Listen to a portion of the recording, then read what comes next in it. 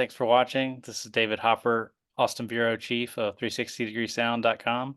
In this installment of our South by Southwest Artist Spotlight series, I'm joined by Native Harrow. Native Harrow is an American folk soul duo comprised of Devin Tuel and Stephen Harms.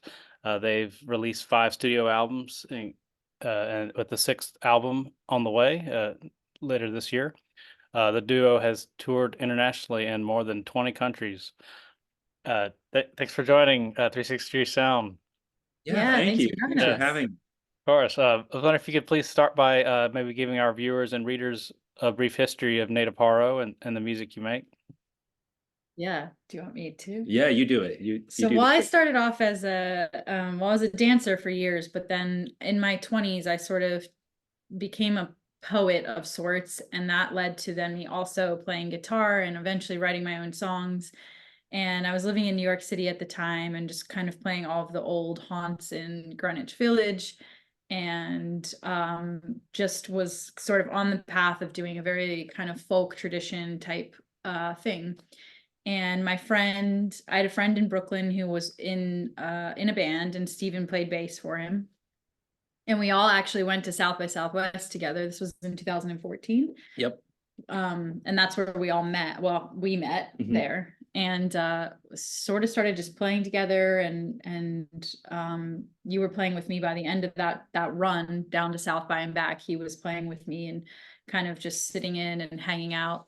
And then that sort of very quickly became Native Harrow. We just really liked playing together, and Stephen wanted to sort of help me record my music, and then that kind of, we built on that. And I think within probably a year we were doing Native Harrow Yeah, full-time. we did. We did a 10-week tour, our first kind of big tour. We played a lot of shows in Brooklyn that summer, and where we were both living, and we did like a 10-week East Coast into the Midwest tour that fall. So we were definitely full into it. Yeah, recording an album. Yeah. And yeah, we've kind of been doing it ever since, haven't slowed down. We as you said, have done 5 albums with the 6th on the way. We've toured all over the United States and Canada, and in recent years Europe, and even lived in the UK for the last 3 years before coming back to the States recently.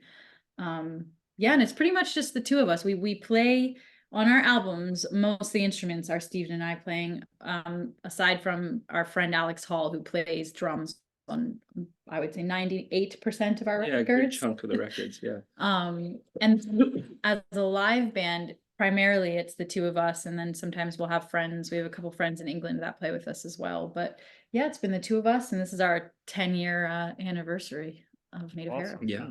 Congrats on 10 years. Thank you.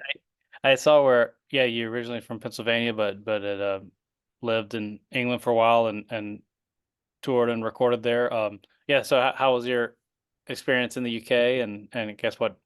Why'd you decide to move back to the US?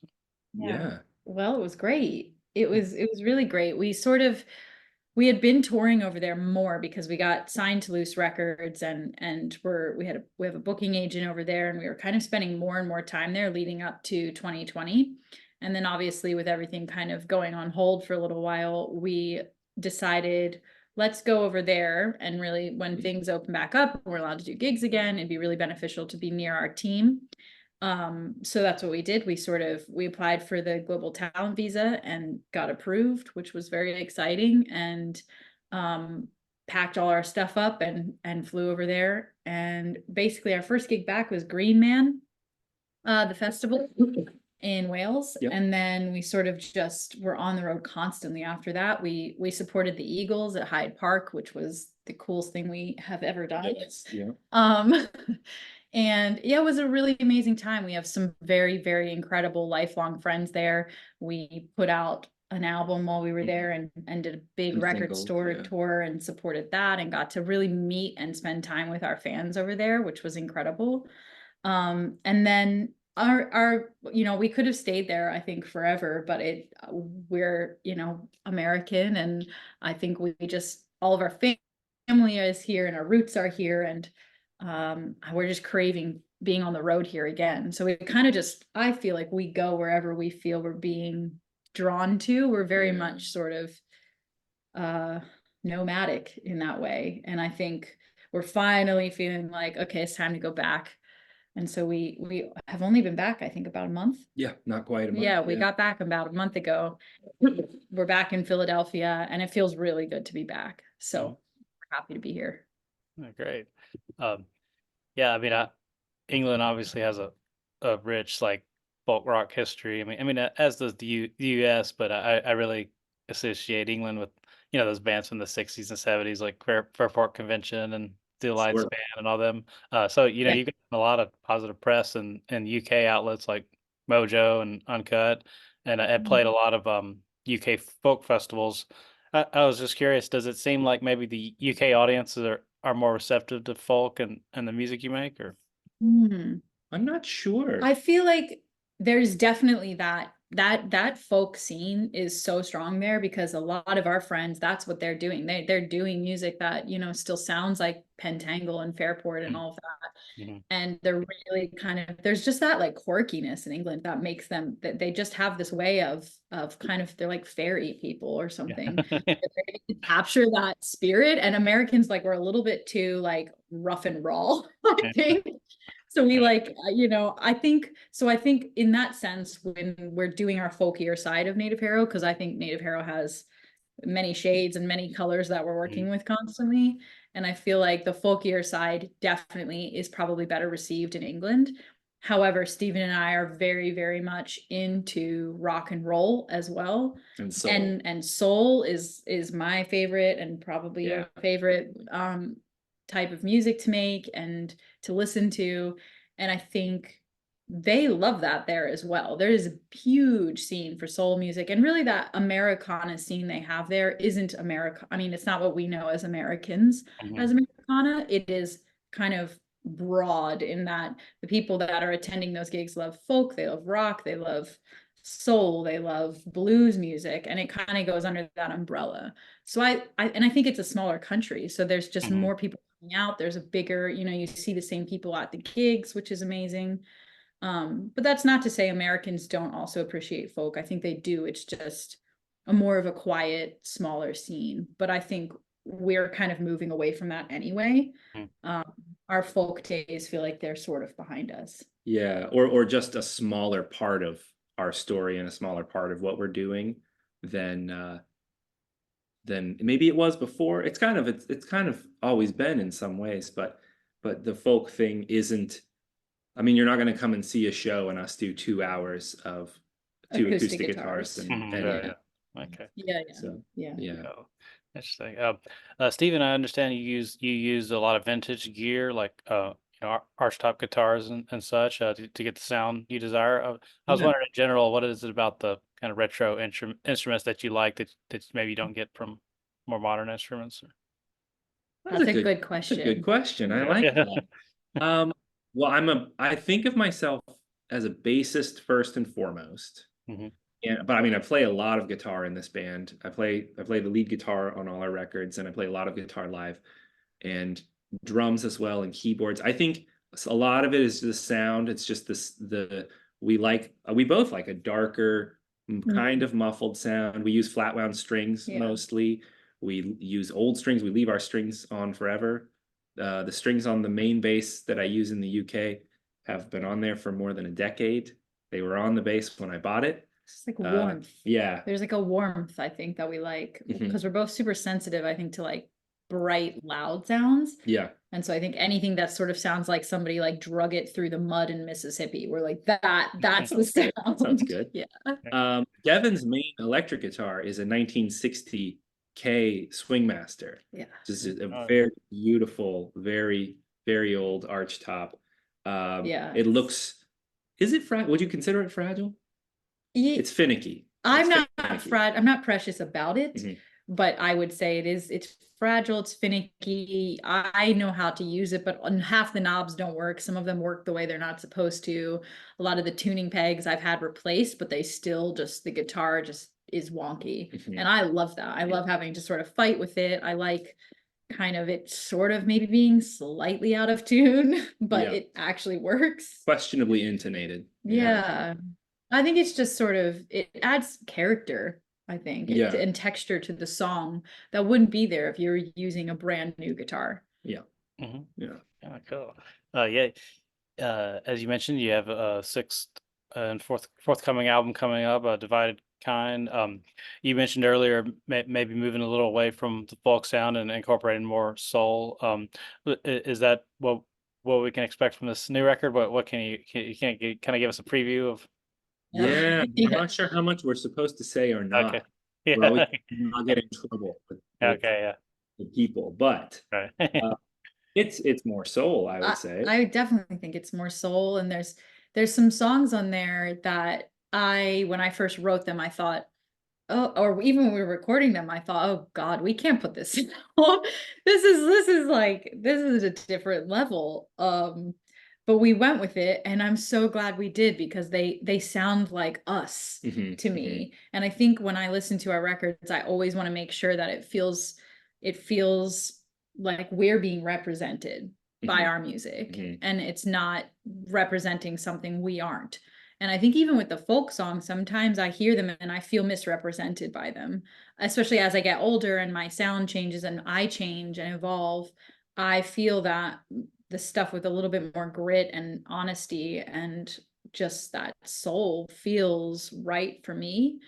So there's definitely a lot more of that in this record. There's a song that I wrote when I was 23 that we completely reworked and is now on the record, which I'm very excited for everyone to hear. I'm very excited. The 20-year-old in me is very excited that this ended up on an album that people are going to get to stream. And there's obviously there's lots of good guitar solos. There's lots of good keys. There's some killer drum. Alex just killed it on this album. And yes, some surprises as well. Yeah, I think that our third and fourth record were really good mixes. So it's Happier Now and Closeness. We're a very good mix of a lot of the different things that we're into. And I think the fifth record, I'm now, and now that we've gone through it, Old Kind of Magic, I feel like it actually was a little more British than I realized at the time. And people kept saying that in the interviews. You made this in England, did it affect how the record sounds? And I said, no, not really. But now in retrospect, I actually think they were right. Yeah, I think it is definitely. There is something a little more mythical. Live in a van near Glastonbury and pick mushrooms. And you stare at the sea all day. And it kind of just takes you on a trip. Yeah. So, which is great, but that does mean that within our catalog of music, the last record, Old Kind of Magic, it maybe has less of the soul moments than we usually have in our music, which is cool. It's its own thing. But then this new record sounds like we just moved to Philly. Yeah. Oh, interesting. Looking forward to hearing it. Yeah. I wonder, you said you kind of met at South by like about 10 years ago. Is this your first time playing since then, or have you played some since then? We played in 2019. We played some day parties. Yeah, unofficial stuff. We were on a long tour. We used to do these before the pandemic. We would do these very long tours, like 100, 120 shows. We'd go out for a few months and do a big loop.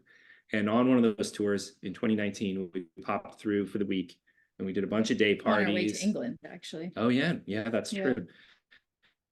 And we were going to go back in 2020. We were halfway there when everything started canceling. And so this is our our first official time being an official showcase, on an official showcase. And it's 10 years since we met. So we've been that one time, but that was very brief and quick. So we're really looking forward to being there the whole week. A bunch of our friends are also playing. Some people we know are playing the same day as us for our official showcase. We're so excited to go back. It's been a while. It's been 4 years, I think 5 years since we've been back. Yeah. Just I guess finally, just what do you hope to get out of your 2024 South by experience, and also what audience members can expect from your shows? I guess kind of your pitch for it to come see you. We're definitely hoping to, I think, connect with. So since we've been in England for the last couple of years, we're definitely hoping to connect with some friends that work in the industry that we haven't seen in a long time. We're excited to see them again and share our new album that'll be out this year with them. and remind people that we're still here and Yeah. rocking away. And our live set's gonna actually have several new songs in it. So if you would like a preview of what's gonna be on our new record, you should come, because you'll get to hear those songs before anybody else. Previously unreleased. Yeah, we're gonna do 3 new songs in the shows, in the short South by sets. And I think, what do we want to get out of it? I think A booking agent, an yes, American booking we need agent. a US booking agent. Would That's be true. great. That's like our Yeah. on the forefront of our plans this year, Yeah. is because we love touring and we really want to hit the road hard and get back out and see everybody we haven't seen since we've been over in England touring. So a booking agent would be cool. Yeah. And I know there's a lot of people that we've spoken to, or that have messaged us, who have been anxious for us to tour in the States, and we Yeah. just haven't for a few years, just because of the pandemic, and then living and touring over there. So I do know there's very specific people that I know who we haven't seen in a few years, who are going to come to the shows, and it's going to be really nice to reconnect with them. So, Yeah, definitely. and we love Austin. We want some tacos, obviously. Oh yeah, Yeah. I got some tacos. Yeah, breakfast tacos too. Yeah, you get every meal they have tacos. Yeah, all the vintage stores. We're excited for all of it, just the full Austin experience. Yeah. Awesome. Well, yeah, I'm excited to see y'all live. Thanks again for speaking with me, and course. Yeah, of course. Thank you. Anytime. take care. Thanks for You too. Have a good one. Bye. you.